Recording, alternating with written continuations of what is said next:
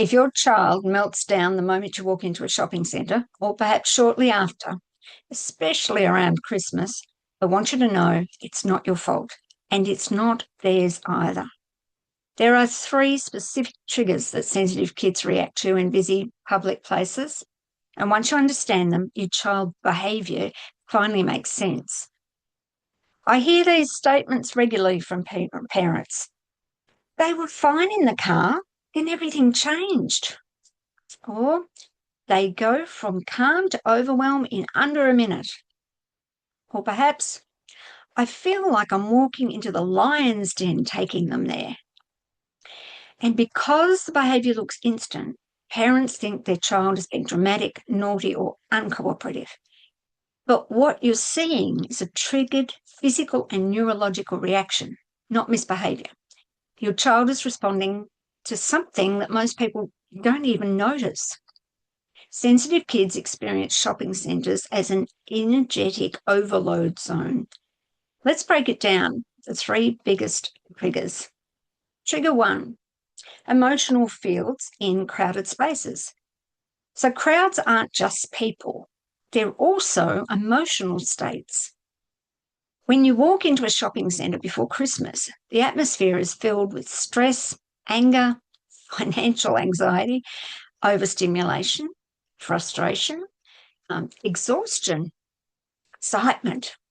Sensitive kids connect and experience others' emotional states.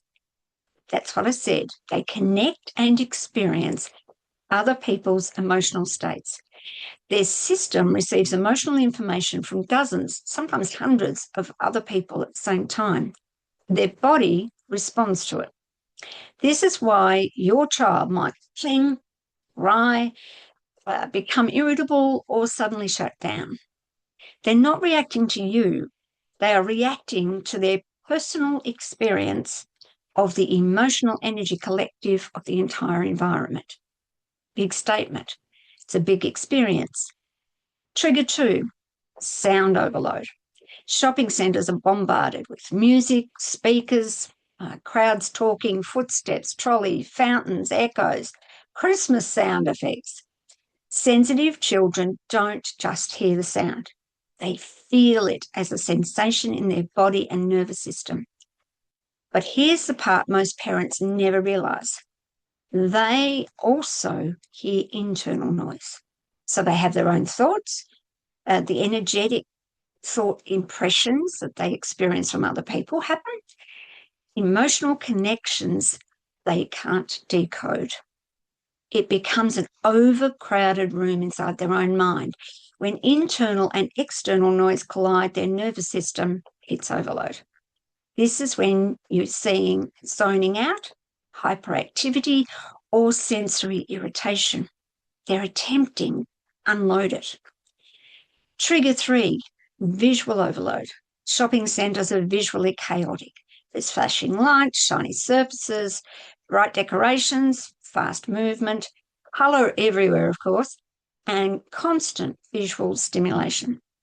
Sensitive children's energy scatters when their eyes have too much to process. And when body loses grounding, emotional regulation collapses quickly. This is why many kids snap or trip over after only a few minutes. I'll share a quick story because it explains it quite well. My daughter, when she was little, she was reactive to characters dressed as Santa or Easter Bunny. But it wasn't the costume that was the problem. It was the experiencing energy collision of the person underneath and the character represented. There was a misalignment with what she could feel in the emotional energy instantly. What the person was feeling, such as anxious, tired, disconnected, or overwhelmed, didn't match the representation of Santa or Easter Bunny. She went into reaction, usually shutdown or fear. Even if they were smiling and friendly and welcoming on the outside, she wasn't reacting to the costume. She was reacting to the energy of the human wearing it. And that's exactly what happens in shopping centres at Christmas. Kids sense the energy of the space long before we do. Once I understood this, everything clicked. Her reactions were not random. They were intelligent. They were protective. They were accurate responses to an overwhelming environment. And your child is doing the same thing. Now that you can understand the triggers, here's one tool you can use today: the eye contact reset and grounding combo.